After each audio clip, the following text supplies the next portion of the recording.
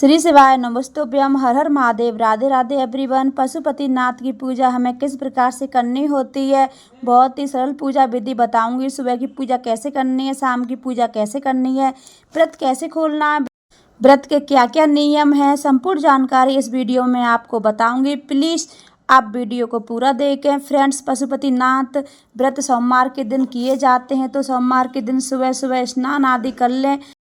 बाद में पूजा की थाली लगानी है। पूजा की थाली में हम इतना सामान रख लेंगे कि सुबह और शाम की पूजा हो जाए। इतना सामान रखकर हम थाली को पीले कपड़े से ढककर मंदिर में लेके जाएंगे।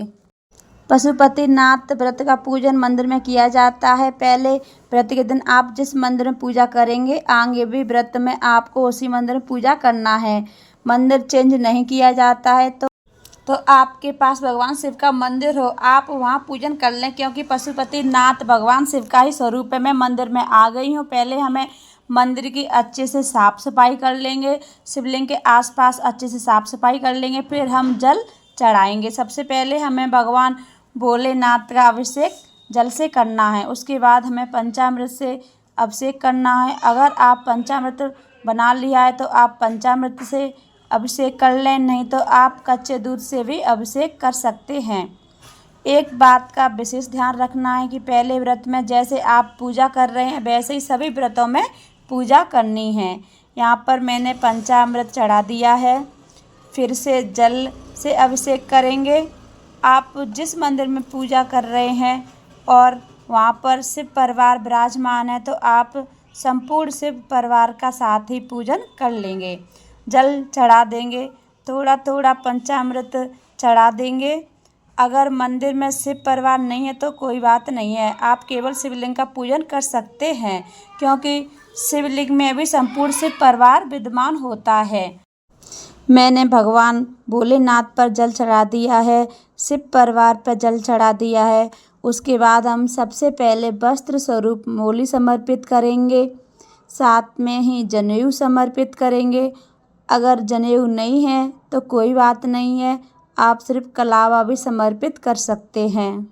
अब हम भगवान शिव का सुंदर सा श्रृंगार करेंगे और भगवान भोलेनाथ को चंदन और भस्म से तिलक किया जाता है। अगर आपके पास चंदन भस्म दोनों हैं तो दोनों ले जाएं। अगर दोनों चीज़ नहीं है तो चंदन या भस्म में से जो तुम्हारे पास है आप वो चीज़ ले जा सकते हैं। यहाँ पर चंदन से भगवान शिव शंकर को तिलक कर लगा दिया है, भस्म लगा दी है। उसके बाद फिर हम अक्षत समर्पित करेंगे। अक्षत समर्पित करने के बाद फिर सबसे ज़रूरी होता है बेलपत्र, तो बेलपत्र समर्पित करेंगे। तो आप पशुपतिनाथ व्रत में बेलपत्र जरूर समर्पित करें। बेलपत्र चिकनी साइड से हम उल्टी समर्पित करना होता है। तो आप 5, 7, 11, 21 जितने भी हो सकें बेलपत्र पे चंदन लगाकर, चंदन से तिलक कर कर समर्पित करें। बाद में आप बेलपत्र पर अक्षत रखकर भी समर्पित करें। आप बेलपत्र समर्पित करें। बेलपत्र समर्पित करने के बाद फिर हम समी पत्र समर्पित करेंगे। भगवान शिव शंकर को समी पत्र अति प्रिय है, तो हम उन्हें समर्पित करेंगे। उसके बाद फिर हम भगवान शिव शंकर को फूल समर्पित करेंगे। अगर आपके पास धतूरे के फूल हैं, पीले कनेर के फूल हैं या मदार के फूल हों तो आप समर्पित कर दें। अगर सफ़ेद फूल हैं तो आप सफ़ेद फूल समर्पित कर दें। अगर नहीं है तो आपके पास जैसे भी फूल मिल जाए आप वैसे फूल भगवान शिव शंकर को चढ़ा दें। अगर आपके पास फूल माला है तो आप भगवान शिव शंकर को फूल माला समर्पित कर दें। अब हम भोग समर्पित करेंगे। भोग में हम ऋतु फल समर्पित करेंगे। तो पशुपति व्रत में सुबह की पूजा में आप किसी भी चीज़ का भोग समर्पित कर सकते हैं। मिश्री का भोग, चीनी का भी भोग लगा सकते हैं। दीपक प्रज्वलित कर लेंगे। भगवान शिव शंकर का पूजन करने के बाद अब हम भगवान गणेश जी का, माता पार्वती का, कार्तिक भगवान का, नंदी जी का, सभी का पूजन हम कर लेंगे।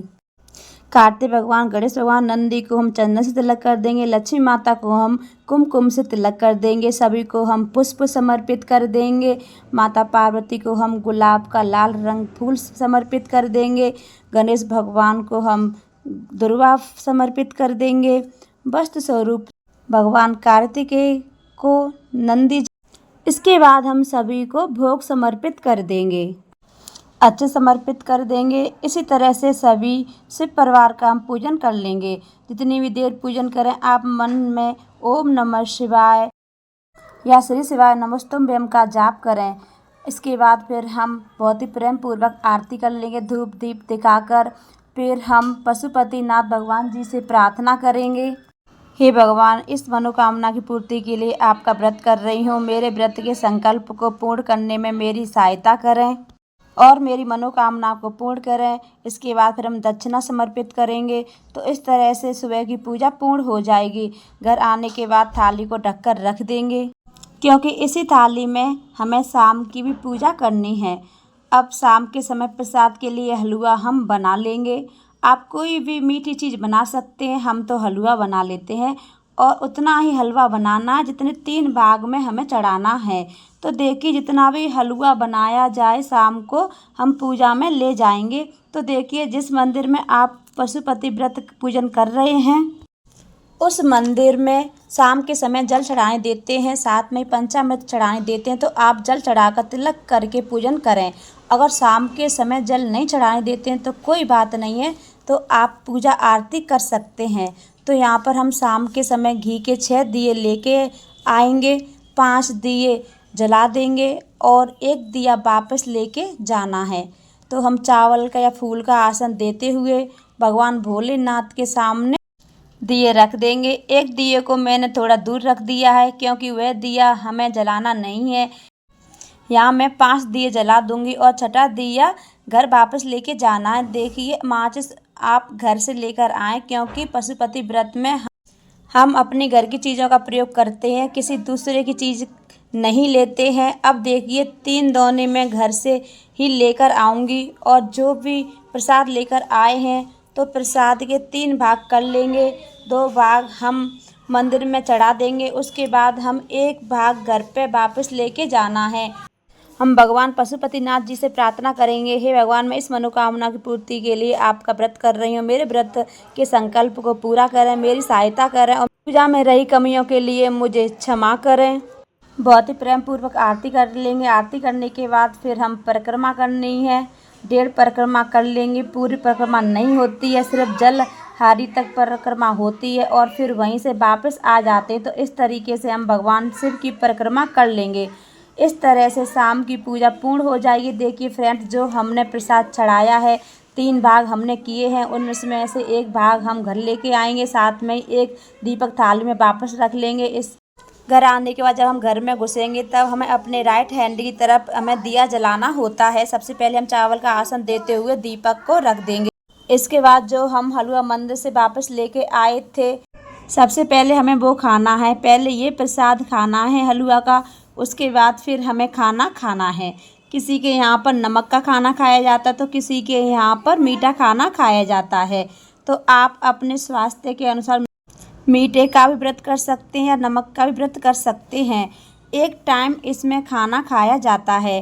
भगवान पशुपतिनाथ के 5 व्रत किए जाते हैं। 5 व्रत हमें लगातार करने होते हैं। शास्त्रों के अनुसार ऐसी कोई मनोकामना है जो भगवान पशुपतिनाथ के व्रत के करने से पूर्ण नहीं होती है। अगर हम पूर्ण विधि विधान से भगवान पशुपतिनाथ जी का व्रत करते हैं तो जल्दी ही सभी प्रकार की मनोकामना पूर्ण हो जाती है। महिलाएं महीने में कुछ दिन पूजा नहीं कर पाती हैं, तो ऐसे में क्या करना चाहिए, उन दिनों में भी व्रत आपको ज़रूर करना है, लेकिन पूजन नहीं करना है और उस व्रत को काउंट नहीं किया जाएगा, यानी 5 व्रत में वो व्रत नहीं गिना जाएगा।